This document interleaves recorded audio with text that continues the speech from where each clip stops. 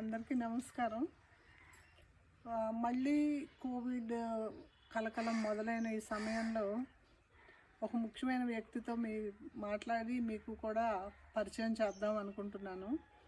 ఈ కోవిడ్ అన్నది మనం ఎప్పుడు కలలో ఇళ్ళలో ఎరగని ఒక ఉత్పాతంలాగా మన మీద పడింది 2-3 ఏళ్ళ కిందట. అలాంటి ఒక అనుభవం మనకి ఉంటుంది అని మనం ఎప్పుడు ఊహించలేదు. ఒక ప్రపంచమే తలకిందులైపోయి, విమానాలు ఆగిపోయి, ప్రజల తాలూకా జీవన విధానం అంతా కూడా అల్లకల్లోలం అయిపోయింది. మెల్లిగా కోలుకున్నాము, అంతా బాగా నడుస్తుంది అనుకున్న ఈ టైంలో మళ్ళీ కోవిడ్ కలకలం మొదలైంది.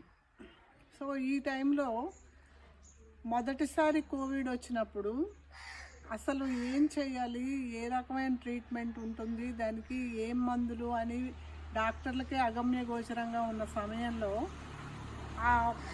దాని తాలూకా పూర్తి బాధ్యత తీసుకొని ఒక డాక్టర్ గారు, ఒక మైక్రోబయాలజిస్టు పూర్తిగా ఆవిడ బాధ్యత తీసుకుని తన ఆధ్వర్యంలో ఒక కొత్త ల్యాబ్ని డెవలప్ చేసి ఆ టెస్ట్లన్నీ రోజుకి 1000 కొద్దీ టెస్టులు చేయించి వాటి తాలూకా రిజల్ట్ ప్రజలకి తొందరగా అందజేసి కలెక్టర్ తోటి ఇతర ఆఫీసర్స్ తోటి కోఆర్డినేట్ చేసి అద్భుతంగా పనిచేసిన ఒక డాక్టర్ గారిని ఈరోజు మీకు పరిచయం చేయాలనుకుంటున్నాను. డాక్టర్ ఉషారాణి గారు మైక్రోబయాలజిస్ట్గా శ్రీకాకుళం మెడికల్ కాలేజీలో హెడ్ ఆఫ్ ద డిపార్ట్మెంట్గా పనిచేసి రీసెంట్గా 1 సంవత్సరం కిందట రిటైర్ అయ్యారు. కానీ ఆవిడ రిటైర్మెంట్కి ముందు చేసిన సేవలు మాత్రం చెప్పుకోదగినవి, కొనియాడదగినవి. ఆ విషయం గురించి ఈరోజు మనం మాట్లాడుతూ మళ్ళీ కోవిడ్ ప్రారంభమైన ఈ సమయంలో ఎలాంటి పరిస్థితులు నెలకొన్నాయి, ఏ విధంగా జాగ్రత్తలు తీసుకోవాలి, కోవిడ్తో ఆవిడ అనుభవాలు ఏంటి, ఇవన్నీ కూడా మనం ఇప్పుడు తెలుసుకుందాం. నమస్కారం అండి. నమస్కారం. ఇప్పుడు మీరు మైక్రోబయాలజిస్ట్గా చాలా మంచి సేవలు అందించినా కూడా ముఖ్యంగా కోవిడ్ గురించి మిమ్మల్ని కొన్ని ప్రశ్నలు అడిగి తెలుసుకుందాం అనుకుంటున్నాను. ఎందుకంటే మళ్ళీ కోవిడ్ గురించి ఒక రకమైన అలజడి మొదలైంది. ఇప్పుడు ఈ కోవిడ్ గురించి ప్రస్తుతం ఉన్న కోవిడ్ పరిస్థితి ఏంటి? ప్రస్తుతం ఉన్న కోవిడ్ సబ్ వేరియంట్ JN1 అనే పేరుతోని అది ఒమిక్రాన్ తాలూకా వేరియంట్. మనందరికీ ఒమిక్రాన్ గురించి తెలుసు. 3వ వేవ్లో బాగా ఒమిక్రాన్తో చాలామంది దాని బారిన పడిన వాళ్ళే అందరూ. దాని సబ్ వేరియంట్ ఇది చాలా తొందరగా స్ప్రెడ్ అవుతుంది. అది తొందరగా మిగతా అంటే విరులెంట్ అంటాం మేము. విరులెంట్ అంటే దాని తొందరగా లక్షణాలు కూడా కనిపిస్తే వాటి వేరియంట్ అన్నమాట. కానీ మన దేశంలో మన అదృష్టం ఏంటంటే చాలా 80-90% కన్నా ఎక్కువ మంది అందరూ కూడా వ్యాక్సినేషన్ తీసుకున్న వాళ్ళు. కాబట్టి ఇమ్యూనిటీ, రోగనిరోధక శక్తి దానికి ఆ వేరియంట్ కరోనా వేరియంట్ని తో పోరాడే తత్వం ఉంది మన శరీరాల్లో. యాంటీబాడీస్ ఉన్నాయి. దానికి కారణం ఏంటంటే మన అందరం కూడా వ్యాక్సిన్ తీసుకోవడం. అది చాలా మన దేశం చాలా గొప్ప పని చేసింది. ఆ విషయంలో చాలా మెచ్చుకోవచ్చు. సో అందువల్ల ఏంటంటే దానికి సివియారిటీ చాలా తక్కువ. అందరూ చాలా హైలీ ఇన్ఫెక్షన్స్ కానీ సివియారిటీ తక్కువగా ఉంది. కానీ కొంతమందిలో దీనివల్ల కొన్ని కాంప్లికేషన్స్ వచ్చే, ముఖ్యంగా బాగా వృద్ధుల్లోని రకరకాల వ్యాధులతో బాధపడుతున్న వాళ్ళు, అంటే డయాబెటీస్ ఉన్నవాళ్ళు, ఇంకేదైనా కిడ్నీ డిసీజ్ ఉన్నవాళ్ళు, క్యాన్సర్ ట్రీట్మెంట్ తీసుకుని రికవర్ అయిన వాళ్ళందరూ మాత్రం చాలా జాగ్రత్తగా ఉండాలి. సో అందుకని బయటకు వెళ్ళినప్పుడు మాస్క్ తప్పనిసరి, హ్యాండ్ శానిటైజేషన్ అది కూడా చాలా ఇంటికి రాగానే చేతులు కడుక్కోవడం, బయటకు వెళ్ళినప్పుడు ఆల్కహాల్ బేస్డ్ శానిటైజర్ తీసుకుని చేతులు శుభ్రం చేసుకుంటూ వీలైన తక్కువగా ముక్కు అది టచ్ చేయకుండా చాలా అలాంటి జాగ్రత్తలు తీసుకోవాలి. కొంచెం ఈ వ్యాధి నిరోధక శక్తి తక్కువగా ఉండే వాళ్ళు మాత్రం ఏమాత్రం అనుమానం వచ్చినా, అంటే జలుబు, ముక్కు కారడం, జ్వరం, విపరీతమైన అలసట, స్మెల్ అది తెలియకపోవడం అలాంటి ఉంటే మాత్రం టెస్ట్ చేయించుకుని ట్రీట్మెంట్ తీసుకోవాలి. చాలా అది అడ్వైజబుల్ ప్రస్తుత పరిస్థితుల్లో. మిగతా వాళ్ళకి అది పెద్ద ప్రమాదకరమైనది కాదు, తొందరగానే తగ్గిపోతుంది. అయితే ఏ విధమైన మందులు అంటే డాక్టర్ ప్రిస్క్రిప్షన్ మీద తీసుకోవడమే మంచిది కదా ఎప్పుడైనా కూడా? ఏ వ్యాధికైనా టెస్ట్ చేయించుకుని డాక్టర్ ప్రిస్క్రిప్షన్లో మందులు వాడడమే మంచిది. తర్వాత దీనికి అప్పుడు వ్యాక్సినేషన్ అయింది అందరికీ, బూస్టర్ డోస్ కూడా అయింది. బూస్టర్ డోస్ తీసుకున్న వాళ్ళకి మళ్ళీ ఇప్పుడు అవసరం ఉంటుందంటారా వ్యాక్సిన్? అంటే నేను చెప్పిన కొంతమంది ఎక్కువ రోగనిరోధక శక్తి తక్కువగా ఉండే వాళ్ళ గురించి చెప్పాను కదా, వాళ్ళందరూ కూడా బూస్టర్ డోస్ తీసుకుంటే మంచిది. బూస్టర్ డోస్ తీసుకుని 9 నెలలు దాటిపోతే బూస్టర్ డోస్ తీసుకోవాలి, మళ్ళీ తీసుకోవాలి.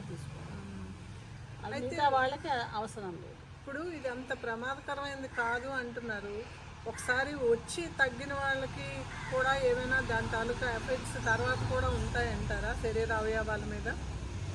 ఉండొచ్చు, అది మనం ఇప్పుడు చెప్పలేము. తర్వాత ఇది దాని జీనోమ్ సీక్వెన్సింగ్ అది చేశాక ఏమైనా తేడాలు ఉన్నాయేమో తెలుస్తాయి. ప్రస్తుతం అంత వరి అవ్వాల్సిన అవసరం అయితే లేదు.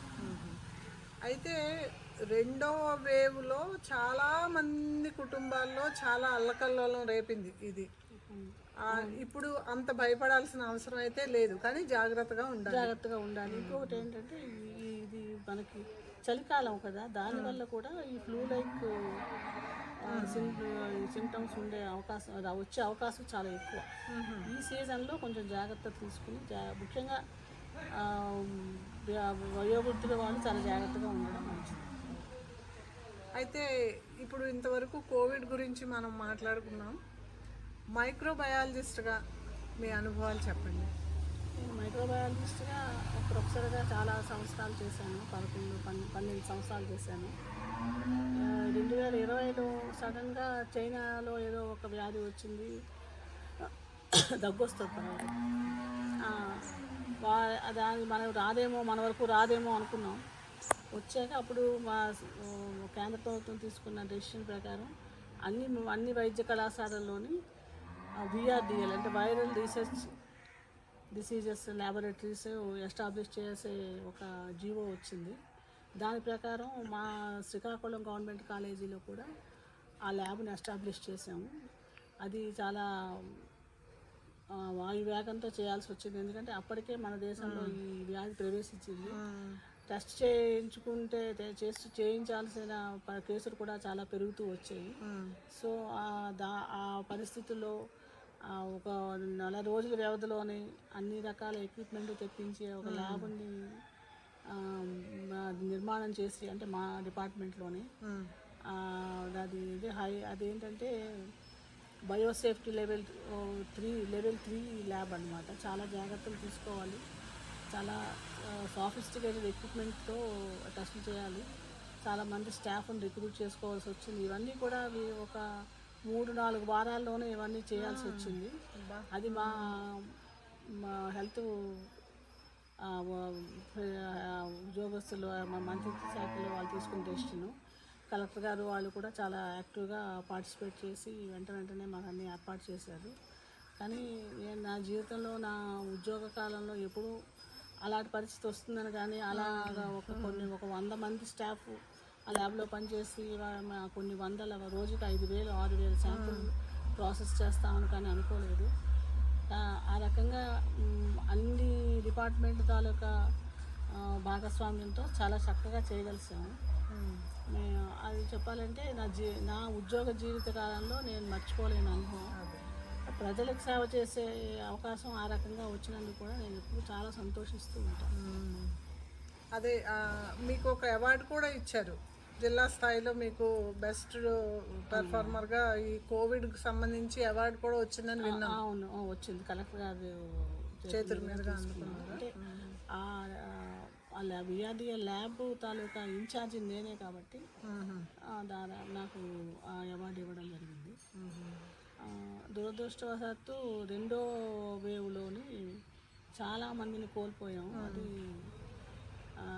చాలా దురదృష్టకరం. తర్వాత వచ్చిన 3వ వేవ్లో ఉన్న ఒమిక్రాన్ అయితే చాలామంది దానివల్ల సఫర్ అయ్యారు, కానీ ఈ పెద్దగా మోర్టాలిటీ మేము అన్నది మా పరిభాషలో మోర్టాలిటీ చాలా తక్కువ. మోర్టాలిటీ అంటే చనిపోయే అవకాశం చాలా తక్కువ. కోవిడ్ సమయంలో ఎంతోమంది ఫ్రంట్ లైన్ వారియర్స్గా పనిచేశారు. మీలాంటి అన్సంగ్ వారియర్ని ఈ విధంగా పరిచయం చేయడం అనేది నా అదృష్టంగా భావిస్తున్నాను.